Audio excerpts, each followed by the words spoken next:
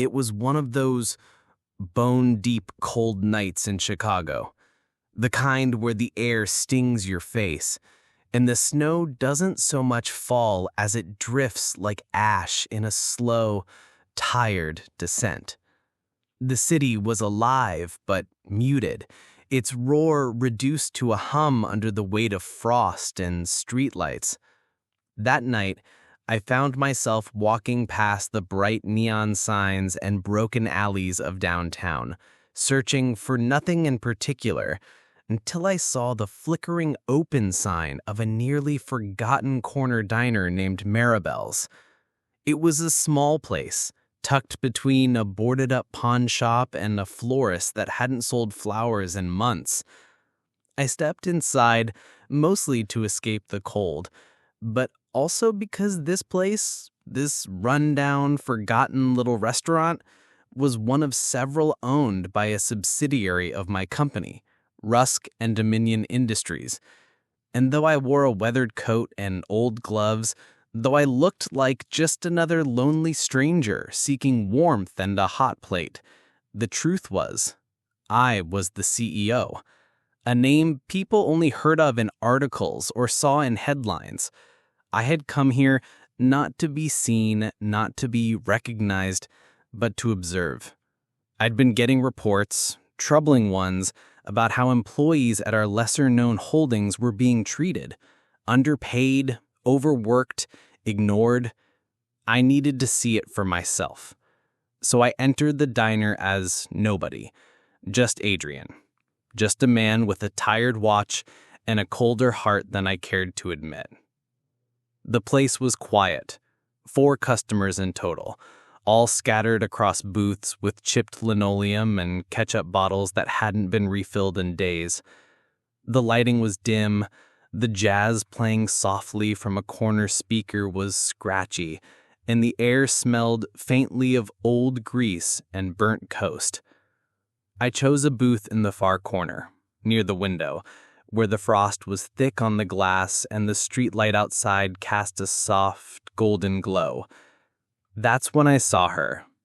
She couldn't have been older than 23, maybe 25, if life had aged her faster than it should have. She was the only waitress on shift, thin, pale, with dark circles under her eyes, and a smile that didn't quite reach her face. Her uniform was stained at the sleeves, and her shoes looked like they were about to fall apart. She came over with a notepad that had been bent and rebent 100 times, and she greeted me like she was my only customer that mattered. "Good evening, sir. Welcome to Maribel's. Can I get you something to drink to start?" Her voice had the faintest quiver, barely noticeable to most, but I heard it. I always hear the cracks. I asked for just a glass of water and the daily special, chicken pot pie, apparently, though her hesitation suggested they might have run out. She scribbled it down quickly, thanked me, and rushed off. But I didn't touch the menu. I didn't look at my phone. I watched. I watched her serve the other tables, always quick, always quiet, and always glancing nervously toward the office in the back. Something was wrong. The way she flinched when the manager passed by her, the way the cook avoided eye contact, the way she limped slightly, like her feet were screaming inside those worn-out shoes. 15 minutes passed. Then 20. Still no meal. Still no return. That's when I heard it.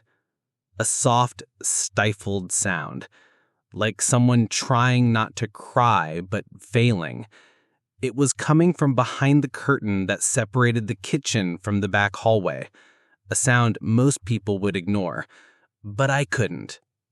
I slid out of the booth slowly and followed the sound, stepping past the counter and into the back. The air shifted. It smelled of steel wool and lemon cleaner, of old fryer oil and something burnt. I moved past crates of soda cans and piles of supplies stacked lazily against the wall, and then I saw her. She was sitting on an upside-down milk crate, hidden between the freezer door and the mop sink, hunched over, face buried in her hands, shaking. Crying. Not loudly, but with the weight of someone who had cried too often to care who heard. "Are you all right?" I asked gently. She jumped, clearly not expecting anyone to follow. "You can't be back here," she whispered, wiping her face quickly. "If my manager sees, I'll get fired." "I'm not here to get you in trouble. I just heard you crying." She stood quickly, trying to compose herself, but the more she tried, the more she cracked. I'm fine. I haven't slept. I'll be okay." But she wasn't okay. And I think part of her knew I wasn't going to leave. After a moment of silence, she broke. Her voice, barely more than a whisper, she said, "I haven't been paid in 3 weeks. My rent's overdue. My son's sick at home. He's got pneumonia and I can't afford the medicine. I've been working open to close for almost 10 days straight. The manager makes us clock out early so it doesn't look like we're on overtime. I've walked home every night because I can't pay the bus fare. My feet are bleeding in these shoes. I haven't eaten a full meal in days. And today, he yelled at me because I was 2 minutes late after cleaning up vomit in the bathroom. And still, I smiled. Because I need this job." Her voice cracked on that last word. She looked at me, ashamed, vulnerable, like she had just shown a stranger the bruises no one else could see. I didn't speak. Not right away. What could I say? I was the man at the top of a machine that let this happen, that chose numbers over names, that valued reports over real people. Before I could say anything, the door banged open. The manager stormed in, short, stocky, red-faced and sweating like he'd been yelling at the fryer. "What the hell is going on back here?" he snapped, eyes locking on her first, then me.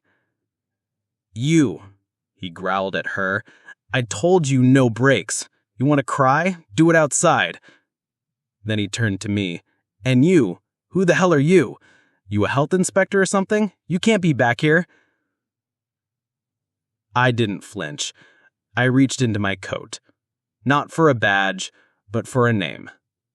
I pulled out my company ID, Rusk and Dominion, Executive Authorization, CEO. His face changed in an instant. The color drained out. He stumbled over his words. "Sir, I raised a hand to silence him. You didn't need to know who I was. You only needed to treat people like they mattered." I turned to the waitress, Marina, I would later learn. "At effective immediately, this location will be shut down for a full audit and compliance inspection. Every employee will receive back pay, legal compensation for any labor violations, and, if they wish to stay, they'll be reassigned to safer, fairer environments. And you, Marina, will be offered a new position. A supervisor role at our headquarters dining hall. Full benefits, double your current pay, and weekends off. So you can be with your son." She looked at me, wide-eyed. Her lips moved, but no sound came out.